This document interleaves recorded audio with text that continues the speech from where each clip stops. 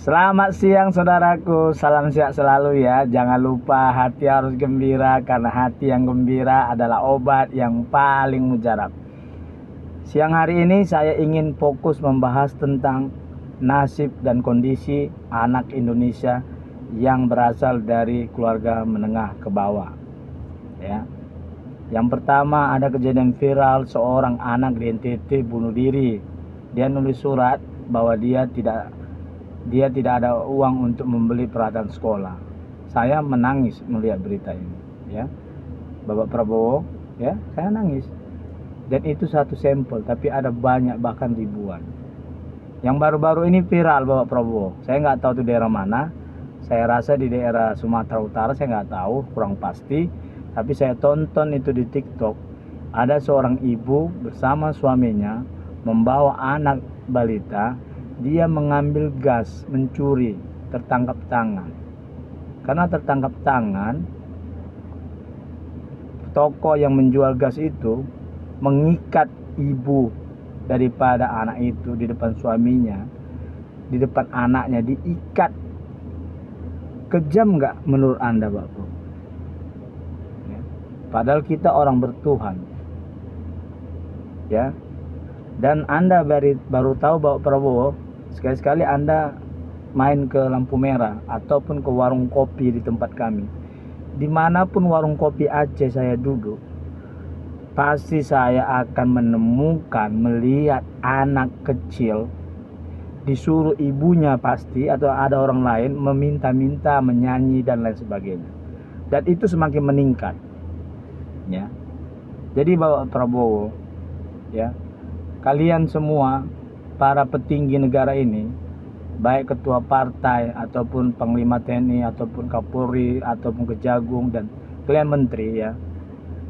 Ya. Saya hanya minta kalian jujur dan jangan jadi orang munafik tentang makan bergizi gratis. Ya. Saya ulangi sekali lagi, kalian para petinggi di negara ini, saya minta kalian jangan jadi orang munafik. Kalian jujur aja, gentleman. Apa sebenarnya motif yang mendasar membuat Bapak Prabowo dan kalian dan anggota DPR mati-matian mendukung proyek MBG ini, makan bergizi gratis? Apakah kalian memang pingin anak-anak Indonesia bergizi?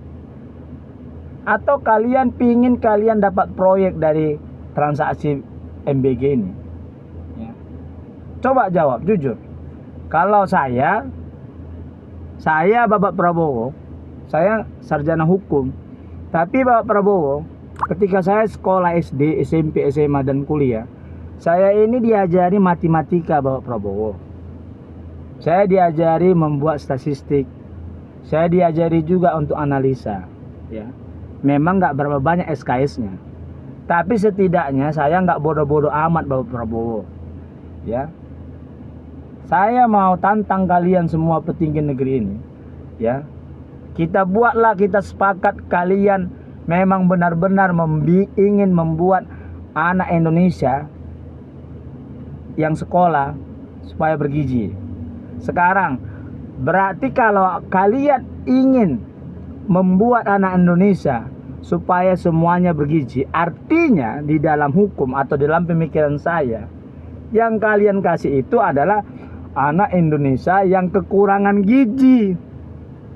Bagaimana mungkin kalian memaksakan memberi makanan dengan anak-anak Indonesia yang sudah bergizi? Contohnya anak saya. Anak saya bergizi Pak Prabowo. Dia masih dalam kandungan aja saya sudah kasih susu yang mahal. Ya, semua saya sudah kasih. Makanya anak saya itu lahir, tumbuh besar dan tinggi-tinggi. Ya. Paham Anda maksud saya di sini, ya? Artinya kalau Anda memang ingin membuat seluruh anak Indonesia ini bergizi, maka Anda harus mengambil datanya. Datanya berapa sebenarnya jumlah anak Indonesia yang kekurangan gizi. Anda tahu ngambilnya di mana Bapak Prabowo? Kalian semua petinggi negeri ini, ambil datanya di dinas sosial. Nah, nggak dapat dinas sosial, nggak bisa dapat. Ambil datanya di Kementerian Pendidikan. nggak mau juga. Ya, ambil datanya di dinas kesehatan. Ada ini, nggak mungkin nggak ada. Jadi saya kan sudah dapat datanya, saya sudah analisa, saya hitung-hitung. Berdasarkan data yang saya dapat, kalau seandainya memang niat Anda Bapak Prabowo, kalian petinggi negeri ini ingin membuat seluruh anak Indonesia yang bergizi, berarti artinya anak Indonesia yang tidak bergizi harus kalian buat bergizi. Kalian hanya butuh uang 60 triliun kurang lebih setahun. Kasih itu anak-anak Indonesia yang kurang gizi, yang keluarganya masih susah, kasih 60 triliun, nggak kurang nggak lebih.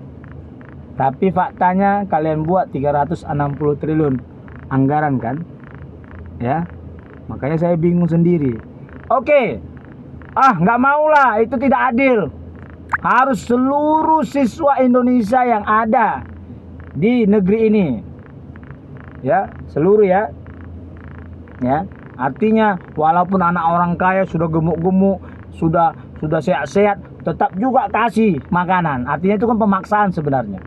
Ingat Bapak Prabowo dan kalian semua, kelebihan gizi pun tidak bagus, bisa menyebabkan anak itu obesitas. Makanya lihat, banyak anak-anak orang kaya berpenyakitan gara-gara kelebihan gizi. Makanya anak saya pun saya nggak mau kelebihan gizi. Nanti gemuk-gemuk, ada penyakit. Ya, Anda cor pun kelebihan gizi, misalnya anak orang kaya, anak menengah atas sudah sehat, makan lagi MBG, dan dia makin bergizi, bisa ada penyakit timbul. Jadi sesuatu yang kelebihan juga tidak bagus. Tapi kita ikutin permainan Anda, Bapak Prabowo, dan kalian semua. Kalian mau kasih pukul rata semua, ya. Contoh ya. Tahu Anda ngambil jumlah datanya di mana siswa?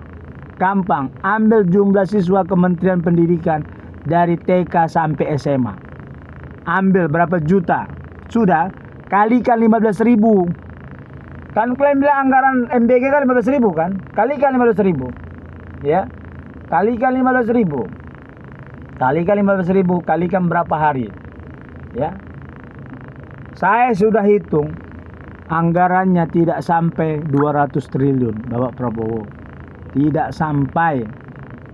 Tapi faktanya Anda buat 360 triliun, ada lebih di situ. Makanya saya bilang, kalian menjadi panutan di negeri ini. Kalian dipilih oleh rakyat sebagai panutan, sebagai pemimpin. Kalau pemimpin munafik, maka cepat atau lambat negara ini akan hancur. Saya lihat kalian munafik menurut saya tentang MBG ini. Kalian mengatakan tujuan kalian untuk membuat anak Indonesia bergizi, tapi anggarannya kalian buat fantastis. Tujuan kalian ingin membuat anak bergizi, tapi kalian sendiri, kelompok-kelompok kalian mengelola dapurnya. Supaya ada proyek pekerjaan sama kalian.